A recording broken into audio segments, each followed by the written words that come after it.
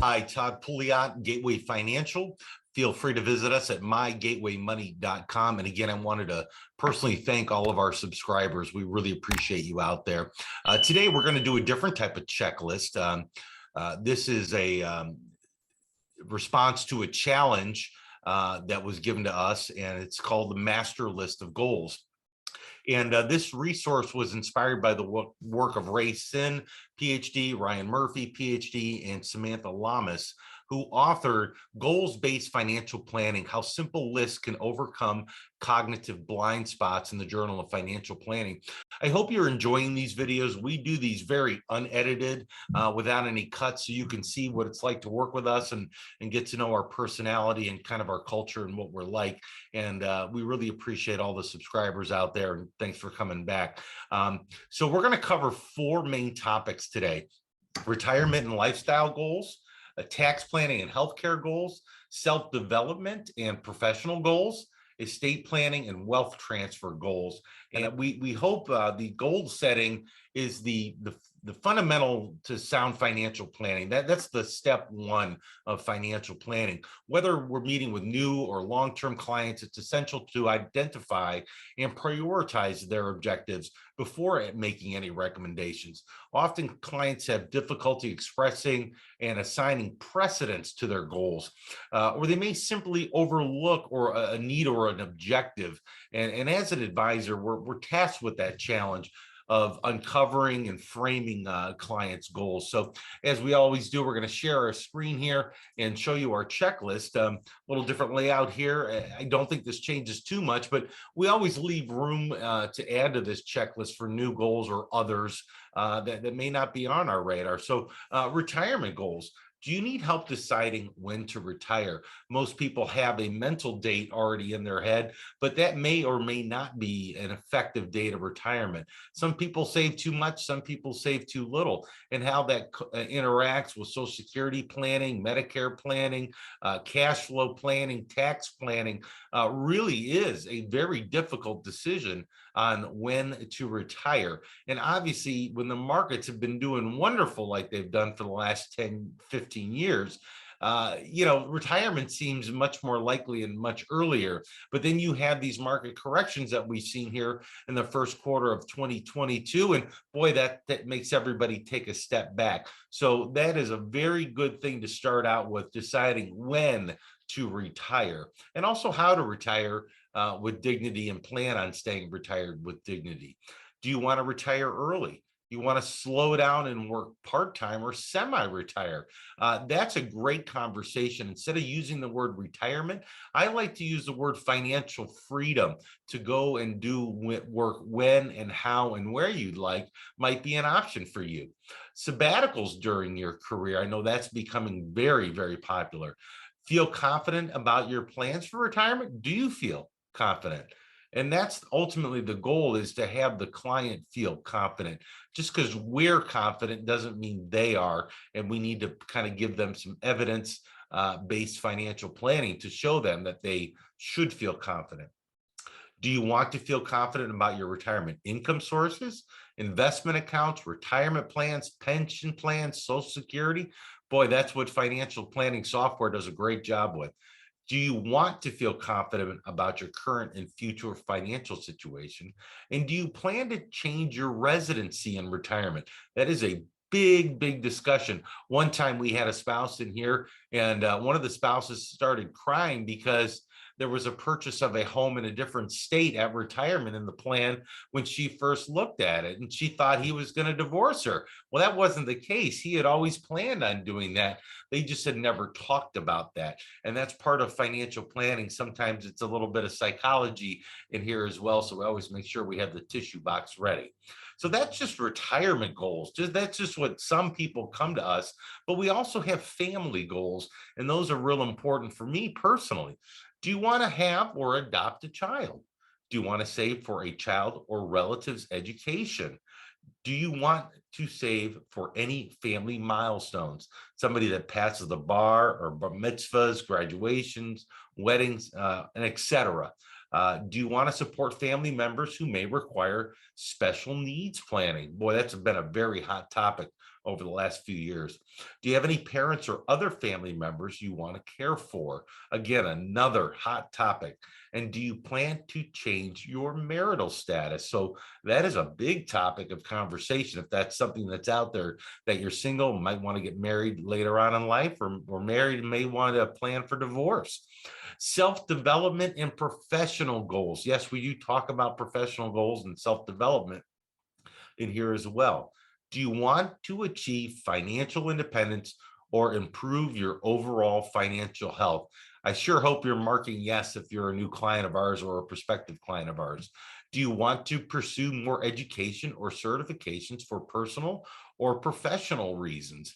I've been working with both of our offices of the Senate here last year, trying to get 529 plans specific to this continuing education and certifications for professional development reasons. Are you looking for a professional advancement, new job, a career promotion? We've got a great video already on YouTube about the new job or promotion. Go ahead and look that up. Do you want to optimize your employee benefits and compensation packages?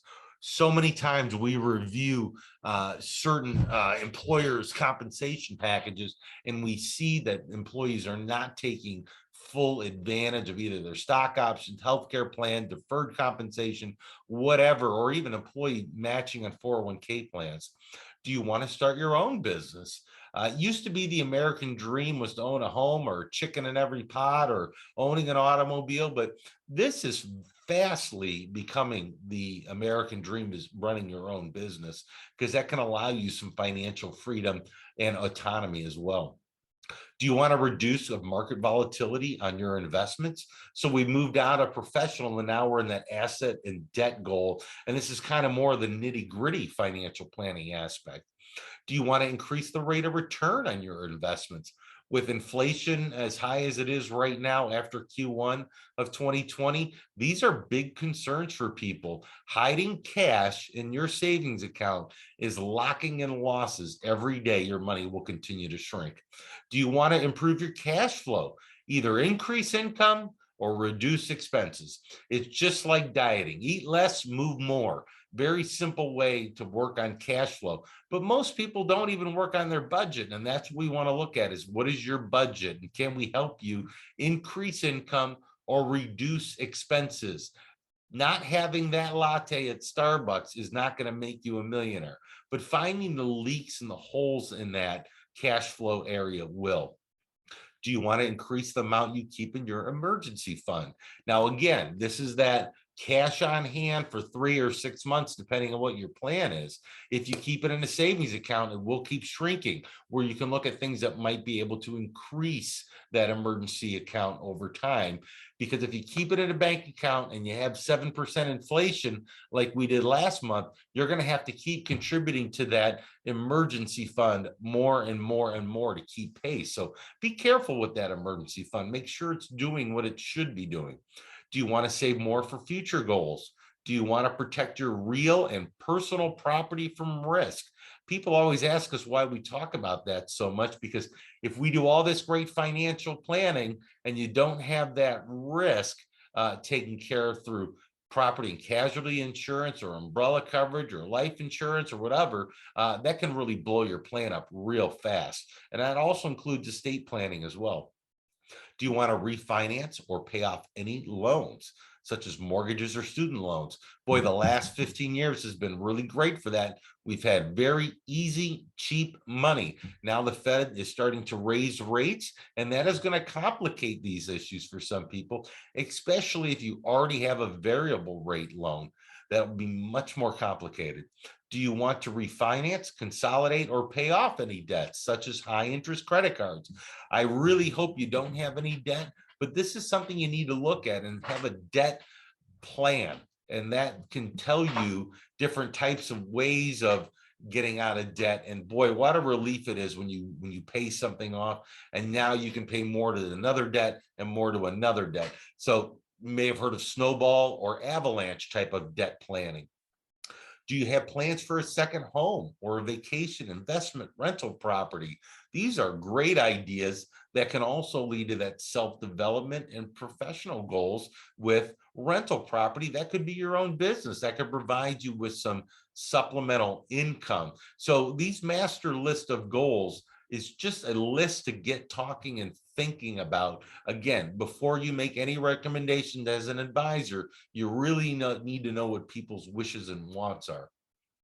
Again, lifestyle goals, planning to move, planning to purchase or sell a home, significant home improvement or major purchase. Be careful with those significant purchases that may become a problem and how that affects your overall financial plan. Buy or lease a vehicle. Boy, recently posted a video on that. Hope you got to watch that buy or lease a video that we have. You want to plan a large vacation now or in the future.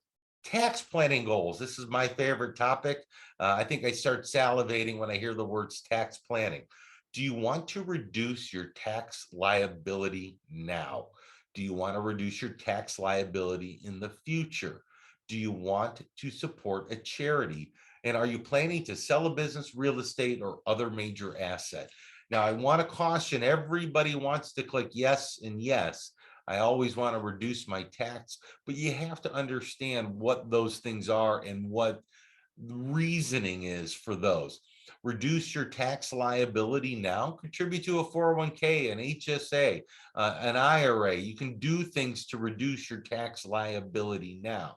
Reduce your tax liability in the future. Roth 401k, Roth IRA, and HSA again, that can play on both. But be careful, it's pay me now or pay me later in some respects.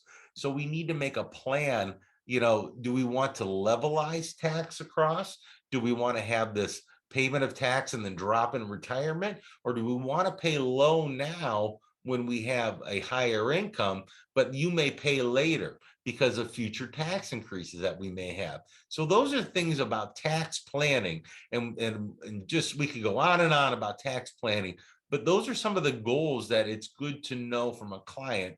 I am anti-tax or I'm pro-tax. I'd rather pay it now. I don't want to pay tax later because I'll have Social Security tax to pay. So those are great tax planning discussions. Healthcare goals. Do you need to plan for a disability? As I personally age, I find more people get sicker and sicker because we're becoming older and older. And that's what happens when you age, is you have more friends that have long-term health care issues. Do you want to plan for long-term care expenses? Boy, some people self-insure, some people have a third party insure their long-term care. And be cognizant you don't plan for it, but even people under the age of 65 or senior citizens do have long-term care expenses at times. Future medical expenses.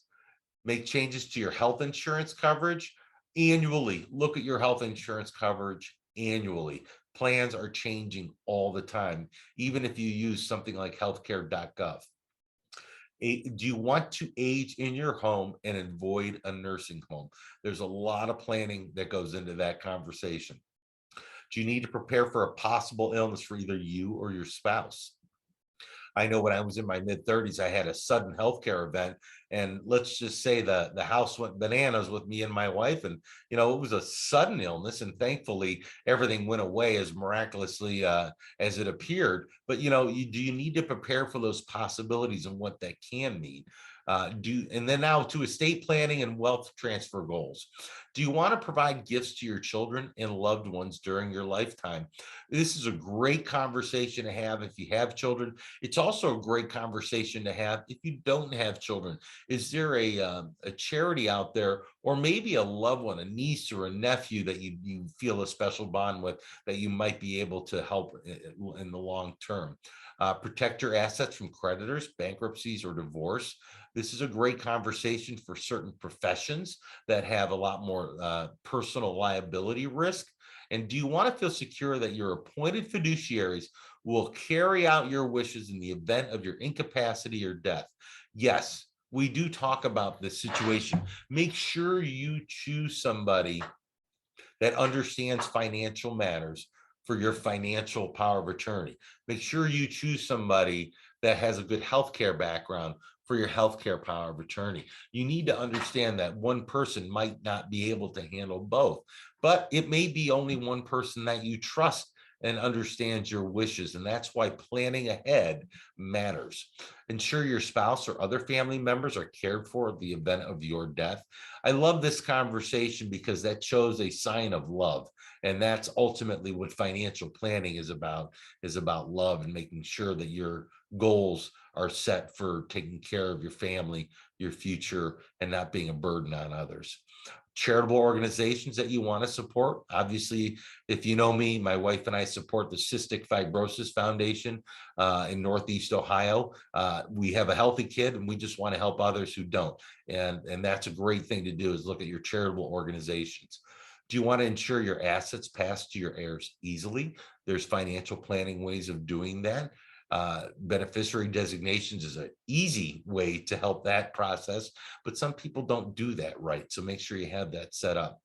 Do you want to place some restrictions on the assets your heirs will inherit? We live in a very complicated world, very complicated individuals that live in our world, and we want to make sure that we don't hurt people emotionally or financially or even health wise. So if you have an heir who might have an addiction or a mental illness, and an influx of cash may kill them, and that is something that we have to be cognizant of, how we handle our heirs and how we help them. Not the restriction is a difficult word to hear, but doing things the right way for your heirs and taking care of them the right way. And any miscellaneous goals, that's always that thing that somebody can come to us and say, hey, I've got this idea for this goal that I'd like to talk to you about. And, that's where that yes and no box is. And we can always write down and take notes and look at your personal financial plan.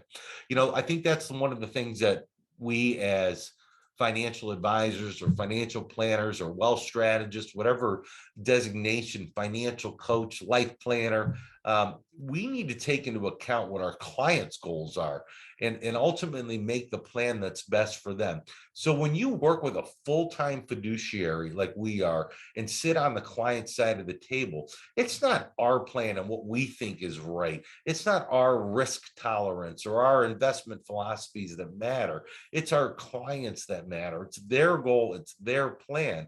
And long after we're gone, or even the client is gone, that's the most important thing, is to make sure that their wishes are taken care of. And I really hope that you find these checklists and flow charts very helpful. Again, we don't edit these. It's just a dry run, so you know how we work together and how we speak and talk in our language. And we try to make this as easy as possible so people can understand it and not feel judged. And I think that's a big thing that we want people to understand, is financial planning without judgment. So thumbs up, man. We appreciate when you do that. It helps us with the algorithm. Subscribe. We really love to have you subscribe to our channel, and let us know what you think and what workflows and checklists are good that you like, and comment on those to us and let us know what you really appreciate. Let us know something we haven't posted yet that you'd like. We've got a whole bunch of videos we've made already. I think this is number 41 in our series, and we probably have 100 more to go, but we'll keep bringing them to you as long as you keep hitting that subscribe button.